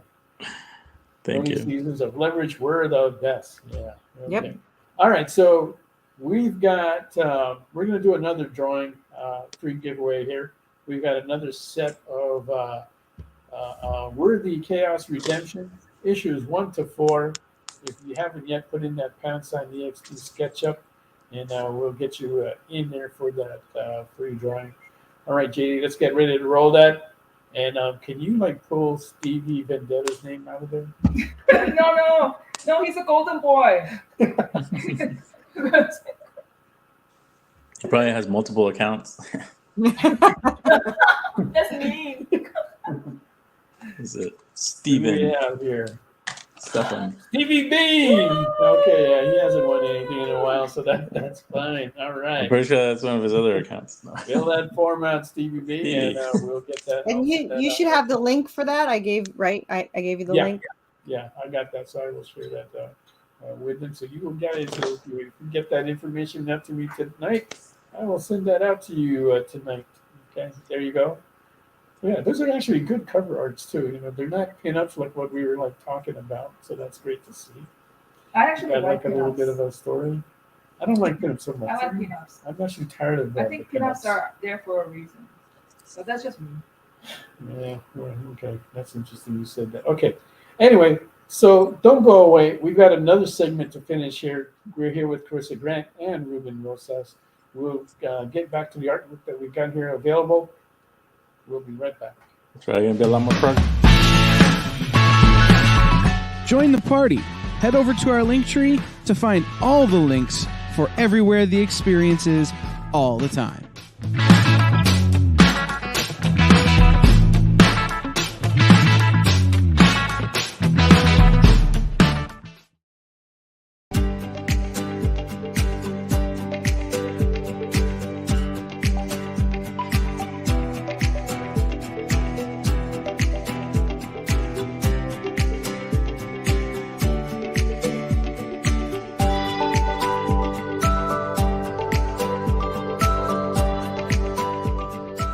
There's something for every imagination at your local comic shop.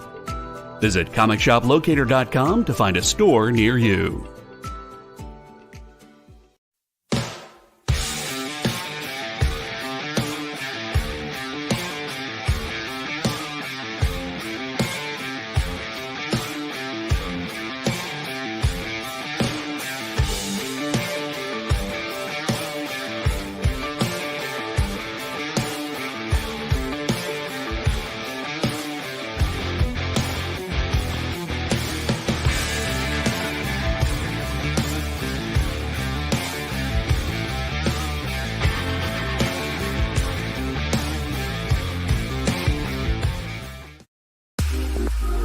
You know how when you go to Comic-Con, after Comic-Con, you go to the hotel bar, and there's a whole bunch of people playing music and dancing, and you've got Pikachu and Lara Croft Tomb Raider doing the cha-cha slide just down from Deadpool and Batman and Wonder Woman? That's every Saturday night over on the Experience Twitch channel. Join Taji Beats for the EXP Dance Party, exclusively on Twitch, twitch.tv/the_EXP.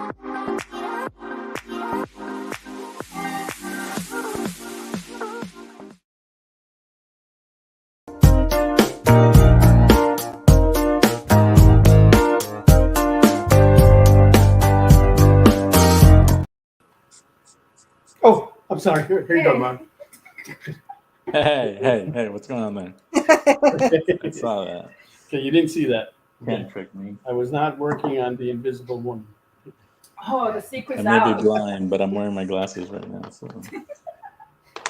that's on you. That stays on YouTube too, so we can always go back and rewatch that. Okay, so we've been talking to Corissa Grant, and we've been looking at Worthy Chaos Redemption. And check out her Kickstarter. Give her some love and support. Yes, okay. How's that Catwoman coming along, Ruben? That looks amazing. I think it's Right, just about done. I've been doing pretty good. Finishing up my pieces the last couple of shows. Thanks for having me, guys. It's been fun. Fantastic. Okay. Now, if you guys I have don't to know, I have to cancel last minute on you guys one of these days. Wow. Now that I know that that's a thing. if you guys don't know, Ruben is actually how would you say comic? Is it Elite Comics or Comics Elite? Comics Elite. Comics Elite. So he's actually a cover artist now for Comics Elite. If you don't know who they are, they do a lot of exclusive covers all across the board, right? So if you want to hire Ruben for to do cover to get a cover or a commission, I can tell you right now, he's pretty cheap in my book. So. Hey. And you just saw how fast he did that. He's pretty. I won't do anything drawn for down. money, but I will do a lot of things for money. Okay, and okay, like I said, we have our own Kickstarter. I'm not going to go too much into it, but if you want to check out this book that Mog has worked on, it's called Luxy Vampire. That's on Kickstarter now. You can go to that. We just launched it. Just launched it a couple of days ago.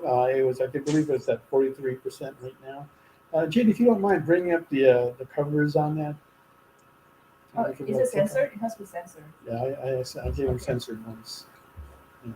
Ruben is crazy fast at drawing and always makes amazing art. Yeah, I definitely agree with that. He does a lot of great art. Who said that? He's been. Are they spying on us? In fact, I have one of his prints that I really love, and it's something that he's done a while ago. It's called Red Monica. If you guys remember that character. Kayla said that. Yeah. Oh, okay.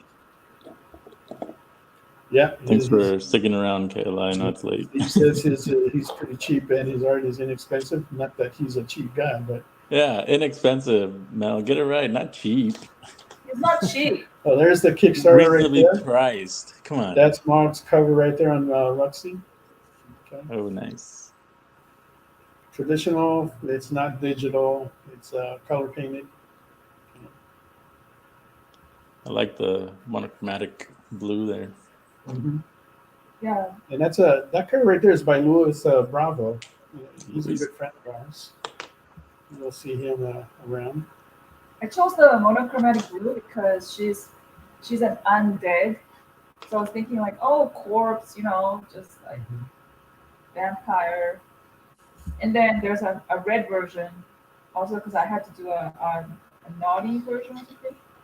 Yeah, we kind of call it the blood version. So the naughty version, I wanted the contrast, so I chose blue, and then the naughty version is red. That's further down. Yeah. Just going to pass all that. And instead of like doing that There you where go. you just take the top off and it's the same, I wanted to make it different, so I switched the pose, and she's holding the expressions different, and there's like in her hands it's more bloody. It's got she's carrying daggers. So yeah. And that was done digitally, so we don't have an original piece for that. Yeah, so if you guys get a chance, go back and check that Kickstarter out along with the Chris's and give us the support if you can. And let's see here, we've got. I'm having to watch my budget as well. Yeah, well, around this time, people do get tight because the holiday season is almost upon us. Yes. And in fact, Christmas. Thanksgiving is about a month away now, and for that we'll be headed up to San Francisco to do con. Fan Expo San Francisco, They but have also. a con during Thanksgiving. Right. Yeah. So they were trying to work out like a different dates, but It's interesting. after COVID, when they were trying to book it, that was the only dates that they had available. And so they had that last year. We did pretty good. Not everybody can say that from last year, so we're fortunate that wasn't the case for us, and that it came out well. We're going back there It'll be a again this different year. story this year. You Yeah, never so know. we'll see. Yeah. But they got a fantastic lineup, okay, of not just artists, but they have so many people from Star Wars that are going to be there. Okay, so it's going to be interesting to see. San Francisco has been without a major con for a while, so it's nice to see them like starting up because it's to see they have one there. It's kind of ironic because San Francisco is supposed to be should be like an artistic Community, and it is. It still is. And then after that, we'll be at LA Comic Con. Ruben, are you going to be at LA? I don't believe so. No. Okay. Really? And Carissa, you said you don't do any cons at all because I see you've got a banner behind you. No, she said she's doing like she increased her con to like 80 cons or something. No, that was for shows, podcast shows. I did 10 cons, and the only one I liked and will do next year is Nashville. Was the only one I liked. Which one? Nashville. Oh, Nashville. I've been thinking about that only because I got a really good buddy that lives out there. What was the other cons you went then? I went to Lexington in Kentucky. It was way too loud, way too busy. People were mostly there for the actors. And the other one I went to was Fanboy and in Knoxville, which was okay, but I don't know. Again, it was really loud. I had no internet service. I couldn't even take credit card payments. I had to do hotspots for people, and it was awful. Yeah. And even people that paid $150 for the internet couldn't get it, so it wasn't worth doing that. And then I did some smaller horror cons, but they got like no business, and they weren't really there for comics. So really, Nashville was the best. I got back my table and then some. I did a small con in the Smoky Mountains. That was pretty good. So I think I'm going to stick to the smaller cons and do podcasts. Wouldn't you say though Nashville is considered like a large con? No, it was like a medium. So it was like it was enough to get people to go there, but there wasn't so many celebrities that they couldn't go through it in an hour and then walk around. So it wasn't overly big. It was one floor. It was 2 rooms in 1 floor, and you can walk through it all in like 30 minutes if you want. So people were able to look at what they wanted and then come back and spend the money. So it was the perfect size. And I keep bugging them to tell me when they're gonna have tables available. So they finally told me November. So we'll see. Oh, nice. Okay. Yeah, I actually agree with you there because that's the main reason why I do not prefer doing like some of the bigger shows because they're so concentrated on.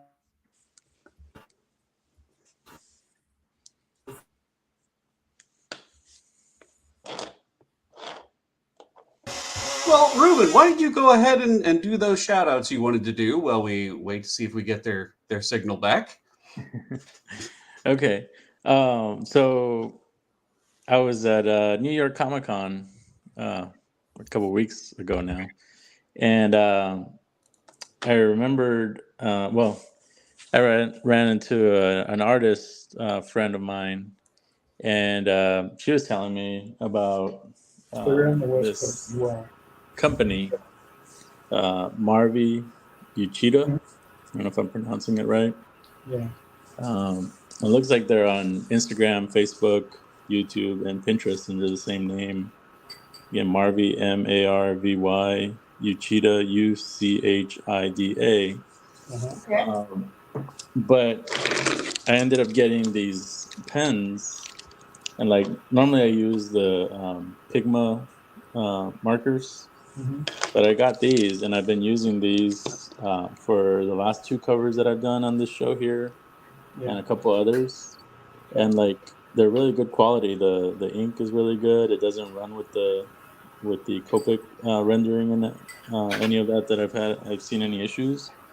So they have a lot of products. They have like markers, pens, like different varieties of pens, but definitely worth checking them out. I think I like these pens. I had just bought some new ones before I got these, and I haven't even cracked open the new ones that I'd gotten before because I've been using these. So. Do you still have your Copics? Yeah, so I still use I still have my old set of Copics that I've had for years. And but they have their own markers. Right. So these are not refillable, but they work really well too, and um, they have a good amount of different colors. They don't have as many as Copic. Are they waterproof? Honestly, I couldn't tell you, Okay. but I can send you some information afterwards. It just says alcohol-based ink.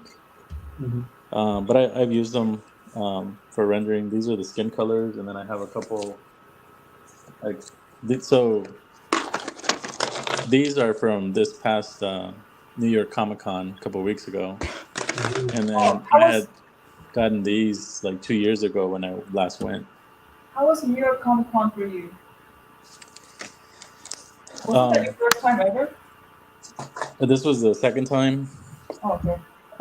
So I was brought on to help run the Merc booth, which is also part of Comics Elite.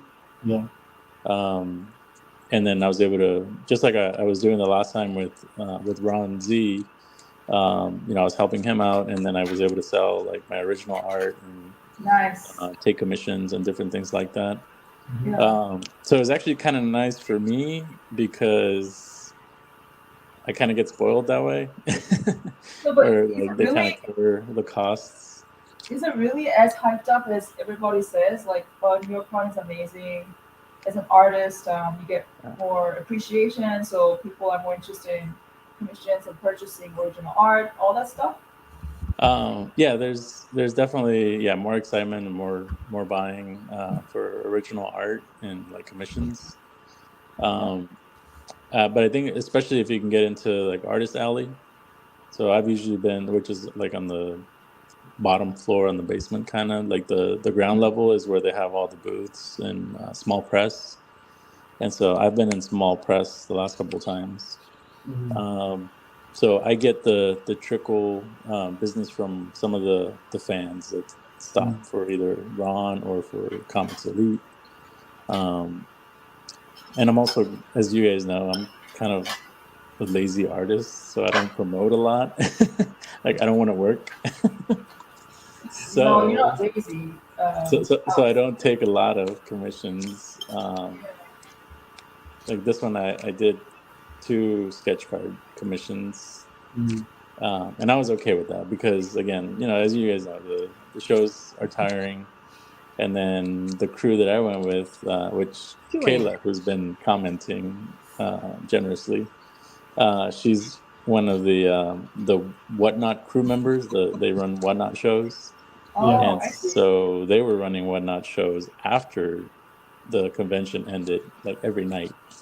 Wow. So they're like troopers, man. They're going all day around the convention center, getting signatures on books and, getting stuff to bring back and sell to the fans that can't make it to the shows and things like that.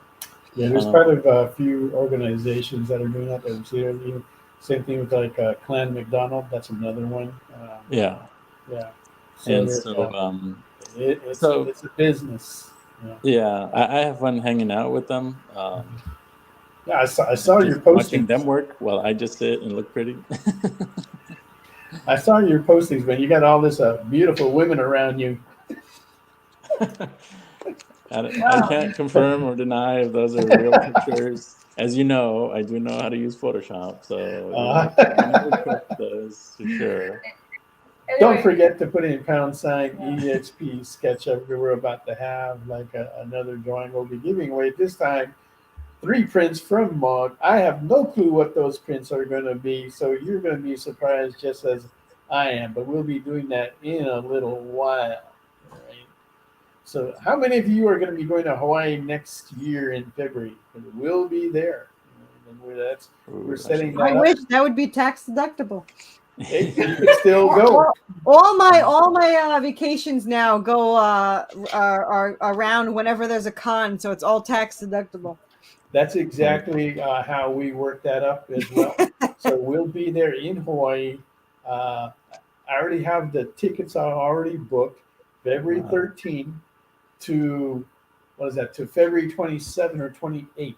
Okay, and we're doing the Amazing Con there on the 24th, the 25th, and the 26th. So if you are going to be there, let us know. I'm going to have a private dinner Thursday night before the show.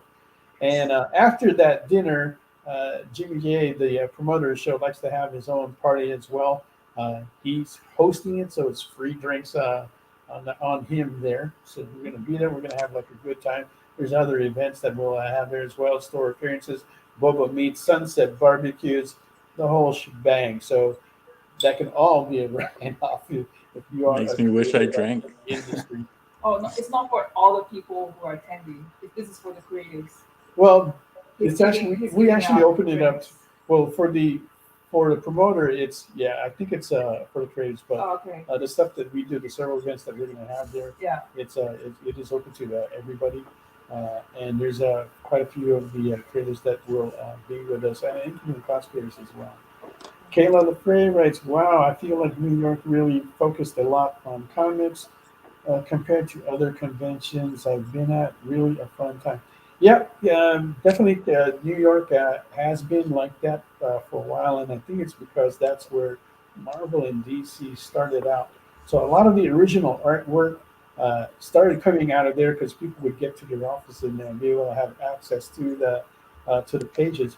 One of the guys that has been in the industry a long time that I know, he's actually a friend of mine out of New York. His name is Scott Eder. I met him back in the 80s, and if you go to his page, that's what he specialized at. And when back in the 80s, I would see those art pages. They would sell anywhere from 60 to $100. Okay, and there's like a few pages, like you might have had a Kirby that was like a few $100 more. That's considered like really cheap now if you had taken advantage of it. But I was talking to him about that and how much bank he made because he's got his own major setup now. Not really set him up really good. He positioned himself and made the right call that art could take off, which it did. So, Mel and Mog, if you guys need somebody to carry your bags to Hawaii, let me know. Hey, you are welcome to do that as long as you cover your ticket. Well, or you can sneak me in one of your bags. Okay, JD writes, "Hey, Carissa, I'm a voice actor. If you'd like some voice work in your future Kickstarter videos, feel free to ask. No charge." Boom, you got that right there. I think that's a perfect set. Oh, You're not supposed to, yeah. sorry about that. Got carried away. Sometimes I don't know where I'm at, but there you go. I don't think I heard anything, so that is fine. Yeah. All right, so we got 8:54. Let's do this final spin, and then we'll get into the final moments here. If you haven't yet, put in # EXP SketchUp. That'll get you into the drawing. Give you a couple seconds to go ahead and do that. And let's go ahead and spin that wheel. Make sure you take Steve Vangetta's name off that list. No. Here we go with the final win for tonight's free drawing. 3 prints from Mog. Dun, dun, dun. Ilya! Dun, dun, dun. Congrats, Ilya. You know the drill. Actually, you don't have to fill out anything, Ilya. I still got some stuff to mail out to you. But write it down. Yeah, no, I got it. Yeah, you are covered. So we'll get that out to you. Now, we've been talking to Corissa Grant tonight, and we had like a wonderful time. Glad to bring her on the show. Stay with us next week when we bring out another Grant Lankard. We'll be talking about his Kickstarter, Beowulf, which is active now on Kickstarter. And we'll talk a little bit more about Mog's Kickstarter as well next week. Roxy, the Vampire. If you get a chance, go ahead and check that out on Kickstarter yourself. Mog, the brush isn't even hitting the paper. Why are you faking it? What? I said the brush isn't even touching the paper. Why are you faking it? Oh, here's the paintbrush right here. You see that? Come on, man. Okay, so Jay Burns writes, if anyone is on the EXP Discord, I made sure to share both the Kickstarters there underneath the Kickstarter tab. Woohoo! That's weird. I didn't even know we had that. So that's good to know. I'm gonna have to check that out more often now that I know. Thanks for visiting us, KP, Yes, K-pop K-pop. Junkie, Stevie Thank B. you, Glad to have you Jay. on here. Jay Burns, always a pleasure to see you, dude. Okay. Ilya. Hey, Mel. And Ilya, yeah, as well. All right. Okay. Mel. Any final words you want to share with the group, Carissa? Just if anyone wants to obviously go on Kickstarter and find me, it's Worthy Chaos. So people know we do have and not a lot of Kickstarters have this, but you can get issue 1 PDF or printed. You don't have to get a catch-up tier. You don't have to get issue 7, but you can get issue 1 as a tier. And also all the add-ons and back issues and variant issues are all in the add-ons. So to make sure to check those. You can add me on Twitter or X or whatever at worthy_chaos. And I also have a Worthy Chaos Redemption Facebook group where it supports all indie creators. So if you have a show, you can post your link. If you have a Kickstarter, you can post your link. If you're an artist, you can post your link.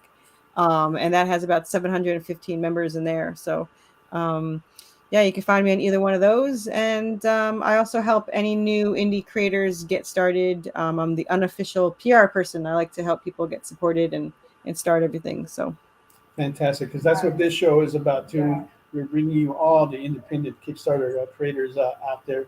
The ones that, of course, that we like that have something worthy to tell. Right? So let's show this art one more time. Yeah. There is Ruben's right there with the cat woman. Okay, that's coming out nice. I like the way how we did that. Okay. Oh, it's a cat. Yes, it's a cat, right? And somebody had pointed out this is a turnaround a bit because Mog is not drawing a cat this time. Okay. All right, and then now let's look at your invisible woman, Mog. This is the first time my hands is touching it. Yeah, right. There. Okay. Now you see her. Now you don't. Okay. And then we still haven't got a bid on the exclusive rare Avengers Endgame card. It's okay because I don't like to. 150 on, or not a bid, but we're looking for a claim of 150 on that. And then we also had the Thundra piece that Mog did from last week. We were looking for a claim on 100 on that. That's the artwork that we have available today. We have the winners for all our giveaways tonight. I want to thank you all for everybody participating. Again, stay with us next week when we have Grant Lankard on the show. We'll be reviewing his Kickstarter Beowulf, as well as we'll look a little bit further more into Mog's Kickstarter Rexy the Vampire Hunter. Okay. All right. Hey, and Mel. What's that? I just want to advocate for myself. I think I'm one of the pretty ones in those photos with the girls too. Yes, Stevie B, you were the winner of a set of PDF files of Worthy Chaos Redemption issues 1, 2, 4. No, that was Steven. I think Stevie put in a bid on the Catwoman cover earlier. I think we missed it. Okay. And that was what, 75? But we also had, we have Stephen Guetta, who won the first set of PDF files, and Stevie B, who won the second set, as I've already written down in my notes right here, which I did right after we knew who the winners are. And then Ilya won. Ilya won the last giveaway, which were your prints. So I have it properly recorded. There you go. And Stevie B got the bid for 75 on the camera. Thank you very much for that. Thank you, Stevie. I want to thank you all for visiting us again tonight. Stay tuned next week, and hopefully we'll see you then with more art to give away and put on for action. And thank you, Carissa, for joining us tonight. Ruben, always a pleasure. I just want you to admit that I'm pretty too. Next week as well, okay? Good night, everyone. Good night. Thank you. Did you know that every experience show, including some exclusive content, streams on Twitch? Check it out. Twitch.tv/the_EXP.